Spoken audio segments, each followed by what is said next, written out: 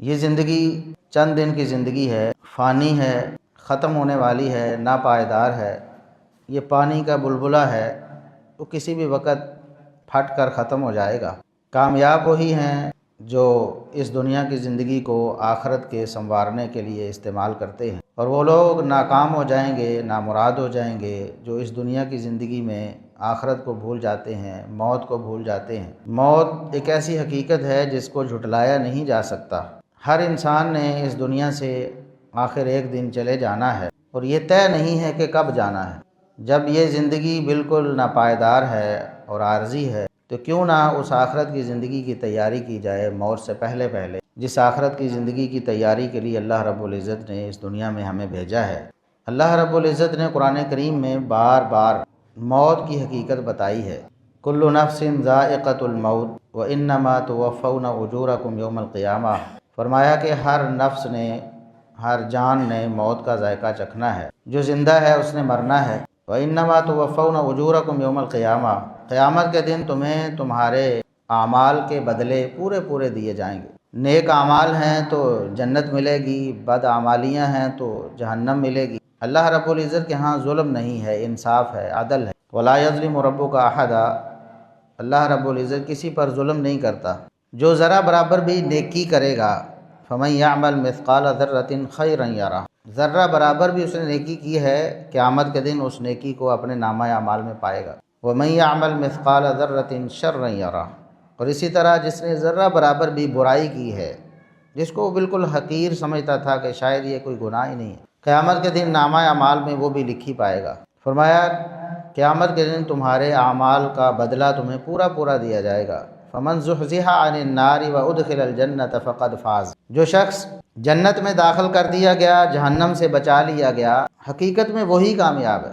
دنیا کی کامیابی کوئی کامیابی نہیں، دنیا کی ناکامی کوئی ناکامی نہیں۔ حقیقت میں کامیابی اور ناکامی آخرت کی کامیابی اور ناکامی۔ وما الحیات الدنیا الا متاع الغرور، اللہ رب العزت نے فرمایا دنیا کی زندگی تو دھوکے کا سامان ہے، یہ دھوکہ ہے جسے تم حقیقت سمجھتے ہو، حقیقت نہیں ہے۔ تو موت ایسی حقیقت ہے کہ دنیا کی آفاقی سچائی ہے، کوئی اس کا انکاری ہو ہی نہیں سکتا۔ عملاً ہم دیکھتے ہیں صبح و شام دن رات لوگ مر رہے ہیں، تعلق رکھنے والے بھی، رشتہ دار بھی، دوست احباب بھی، محلے والے بھی، شہر والے بھی، ملک والے بھی، دنیا والے بھی، لیکن ہمیں اپنی موت کا احساس اس طرح نہیں ہوتا جس طرح ہونا چاہیے۔ رسول اللہ صلی اللہ علیہ وسلم نے ارشاد فرمایا اکثروا ذکر حازم اللذات، لذتوں کو توڑ دینے والی حقیقت کو بہت یاد کیا کرو، جو لذتوں کو توڑ دیتی ہے، لذتوں کو ختم کر دیتی ہے۔ انسان اس کو یاد کر کے حقیقت کو پا لیتا ہے۔ یہ جو عارضی اس کو رنگینیاں دنیا کی نظر آتی ہیں ان سے لا تعلق ہو جاتا ہے۔ اس حقیقت کو بہت زیادہ یاد کیا کرو۔ وہ حقیقت کیا ہے؟ الموت، وہ موت ہے۔ موت کو یاد کرو، یہ نصیحت ہے رسول اللہ صلی اللہ علیہ وسلم کی، اور بہت زیادہ یاد کرو۔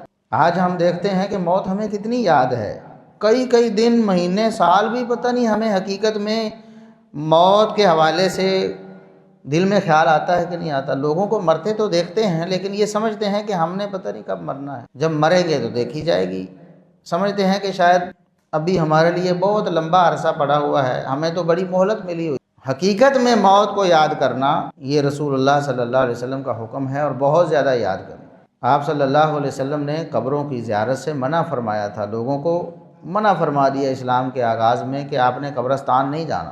پھر آپ صلی اللہ علیہ وسلم نے اس کی اجازت دی، فرمایا کنت نہیتکم عن زیارت القبور فزوروہا، میں تمہیں منع کیا کرتا تھا پہلے کہ خبردار قبرستان میں نہیں جانا، تم نے مردے کو دفناؤ اور واپس آ جاؤ، بس اس کے بعد بار بار قبرستان میں نہیں جانا۔ لیکن اب میں تمہیں حکم کرتا ہوں کہ اب قبرستان جایا کرو، قبروں کو دیکھا کرو، فإنها تذکر الآخرہ، کیونکہ قبرستان میں جاؤ گے تو موت اور آخرت اس کی یاد آئے گی، تمہیں احساس ہوگا کہ ہم نے بھی مر کے قبر میں جانا ہے اور اللہ کے ہاں پیش ہونا ہے، اپنے اعمال کا جواب دہ ہونا ہے۔